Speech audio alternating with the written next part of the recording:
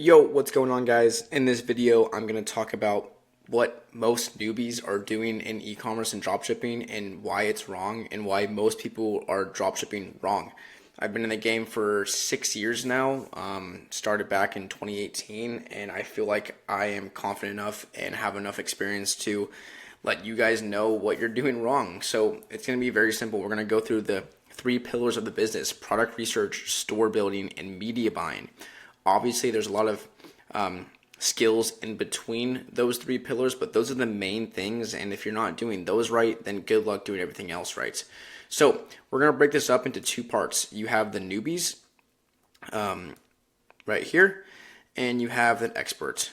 So most people are over here, and obviously you want to try your best to become an expert. It takes time and experience, but I will tell you guys exactly what I do differently than most newbies, and I know this because I work with a lot of newbies and I train them and I coach them and I tell them exactly what to do to stop being a newbie. So stop being a newbie. Okay, so first things first, product research. What do most newbies do? They're testing products that everybody else is testing. So how do you stop doing that? You have to look in different places. So look in different places. Look in DP.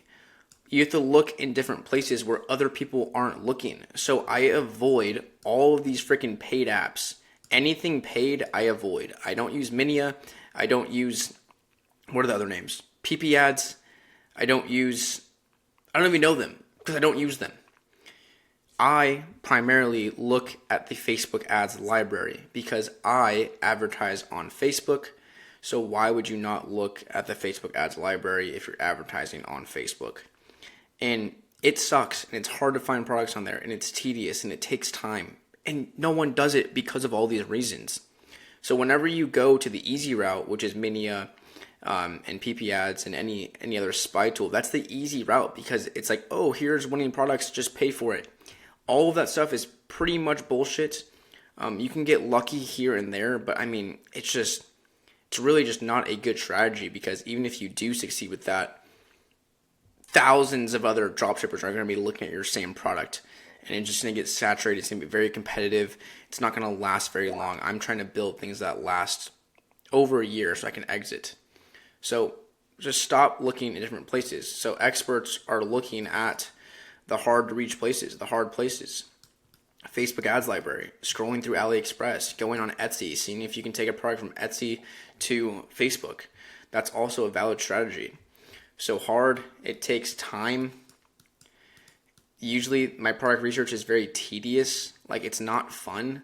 And that's the truth. There is no easy route. There is no secret product research strategy. It's just about putting the work in and putting the time in. Okay? So that's my number 1 tip of advice for product research for newbies. Stop doing what everyone else is doing. Be different. Find different products. And do market research. Understand who you're advertising to. And this goes into the next point, we're store building. So newbies will just throw up a store with bad headlines. Your store is consisted of images and words. And the headlines are oftentimes not really thought about. You guys just throw up a headline that maybe ChatGPT wrote. And I'm not saying ChatGPT is bad, but if you don't prime ChatGPT and you don't train it, it's going to give you really bad headlines. So how do you write good headlines and ultimately build a good store? Well, everything comes from market research and understanding who you're advertising to, understanding what languages they use, understanding their wants and desires and needs, and how you can channel those desires onto your product through your copywriting, through your store, through your offer, through your product name itself. How do you angle those towards your target market? And if you don't understand who your target market is, then you're already set up for failure. So experts do market research before they make a store. Before they get ads, before they launch the campaign, we do market research. Newbies don't do anything, they just use ChatGPT. And I use ChatGPT, but I incorporate what I learn in market research to feed it to ChatGPT to write me better headlines and subheadings about my target market and their desires. Okay. So, another thing about store creation is I would 100% recommend using a one product store. I think there are still newbies that use general stores, where I just use a one product store. It's so easy, it's so simple, it's quick, it saves me time. There's literally so many pros about it. So one product store, I wouldn't use a general store if I was a newbie. Okay, so moving on to the media buying. Once you have your product research, once you've done your market research, and once you have your one product store set up, you need to run ads. So lucky for you guys, this is the easiest part, and especially in 2024, with the power of AI and how strong Facebook's algorithm is and machine learning, we really don't have to do much. So I'll just tell you guys my exact testing strategy that you can use right now. Why is this so small? There we go. Okay, so my exact strategy is a 1 CBO, $50 per day. And I have one ad set, broad, completely broad. I use the Advantage Plus audience, so there's not even an option to choose interest unless you click the switch to original audience, which I don't use.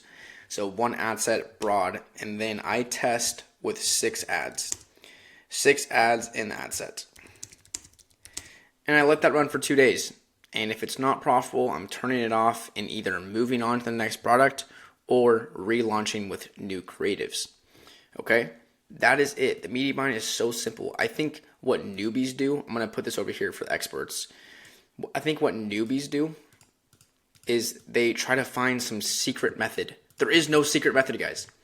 I think newbies try to find some secret hack to manipulate the algorithm, running bid caps, cost caps, whatever the newest YouTube video is that says new strategy to scale.